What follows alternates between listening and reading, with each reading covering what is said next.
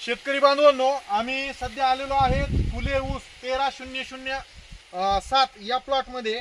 तर बऱ्याच ठिकाणी आम्ही निरीक्षणं घेतलेली आहेत। तर बऱ्याच ठिकाणी आपल्या भागामध्ये म्हणजे सोनपेठ तालुक्यामध्ये जर निरीक्षणं आपण घेतली सगळ्याच व्हरायटीमध्ये कमी अधिक प्रमाणामध्ये जे आहे ते पानांच्या खाली जर आपण निरीक्षणं जर घेतली तर असं पांढरी ग्रोथ आपल्याला दिसायलेली आहे। आणि ते पांढरा लेयर जर आपण असा हाताने हे केला तर त्याच्यामध्ये काळसर असे एक कीटक जे आहे ते पानाला चिटकून बसलेला आपल्याला दिसतोय। तर आपल्या भागामध्ये मोठ्या प्रमाणामध्ये जे ते पांढऱ्या माशीचा जो आहे तो आउटब्रेक दिसतोय। आणि त्याच्यामुळे जर आपण बघितलं पानं वरच्या साईडला असे पिवळे पडणे किंवा खालच्या साईडला पण बघितलं तर अशा पिवळ्या स्ट्रीप जे आहे ते आपल्याला दिसत आहेत। हा प्रॉब्लेम आणखीन वाढल्याच्या नंतर हे पान पूर्ण ह्या पांढऱ्या माशीच्या ह्यानं जर पूर्णपणे भरून गेलं तर हळूहळू जे आहे ते जसं इथं आपण पाहतोय टोकाकडून जे आहे ते पूर्ण आतमधल्या साईडला किंवा मधातून सुद्धा जे आहे ते पूर्ण पाने जे आहे ते असे वाळून जात आहेत। आणि ह्याच्यामुळे उत्पादनामध्ये जे आहे ते घट येण्याची शक्यता निर्माण झालेली, तिथं सुद्धा तेच तशा प्रकारचं पान जे आहे ते झालेलं आहे। आणि मग या ठिकाणी जे आहे ते अन्नरस तयार करायचं जी काही पूर्ण काम आहे त्या प्रक्रियेमध्ये बाधा निर्माण झाल्यामुळं ऊसाचं उत्पादन जे आहे ते तिथं घटण्याची शक्यता आहे। तर त्या अनुषंगाने जिथं आउटब्रेक जास्त झालेला आहे अशा ठिकाणी उपाययोजना आपल्याला करणं गरजेचं आहे। पहिली उपाययोजना म्हणजे आपल्या शेतामध्ये जर पाणी साचून राहत असेल तर उताराला आडवे चर तयार करून जे आहे ते साचलेलं पाणी जे आहे ते बाहेर निचरा करणं अत्यंत महत्त्वाचा विषय आहे।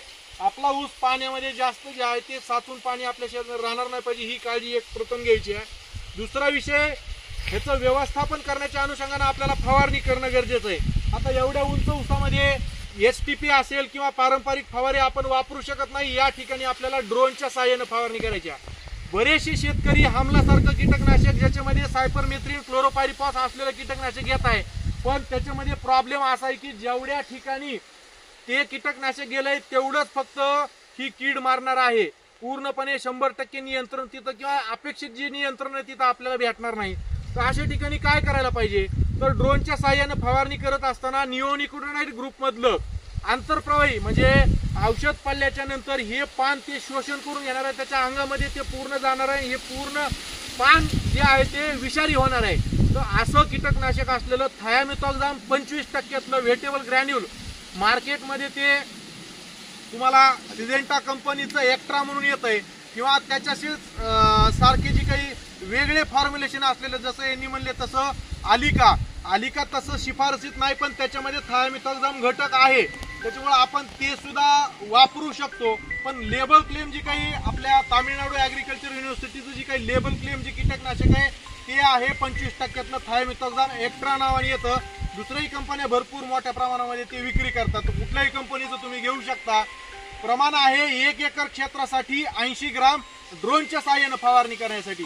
तर हे जर आपण फवारणी केली तर निश्चित याच्यामध्ये जे आहे ते आपल्याला नियंत्रण भेटणार आहे आणि ह्या सगळ्या ज्या काही अवस्था आहेत त्या किडीच्या तर ते नष्ट करण्यासाठी आपल्याला त्या फवारणीची मदत होणार आहे। या पद्धतीने आपण सर्वांनी फवारणी करावी। दुसरा विषय, ज्या ज्या ठिकाणी 10,000 एक आहे त्या ठिकाणी सुद्धा हा प्रॉब्लेम जर आपल्याकडे असेल, इव्हन ह्या फवारणीमधूनच जे आहे ते लोकरीमा सुद्धा कंट्रोल होईल। काही ठिकाणी जसं आता इथं दिसतंय, पाकोळी दिसाली का तुम्हाला, इथे किडू दिसाले का, तर पाकोळीचा सुद्धा प्रादुर्भाव आपल्या भागामध्ये दिसतोय, हे सुद्धा रेस्टोरेशन करतील, तर ती सुद्धा कीड जी आहे ते ह्या फवारणीच्या माध्यमातून कंट्रोल होणार आहे। त्याच्यामुळे निश्चित ज्या ज्या ठिकाणी आउटब्रेक आहे त्या ठिकाणी शेतकरी बांधव अशा पद्धतीने फवारणी करा।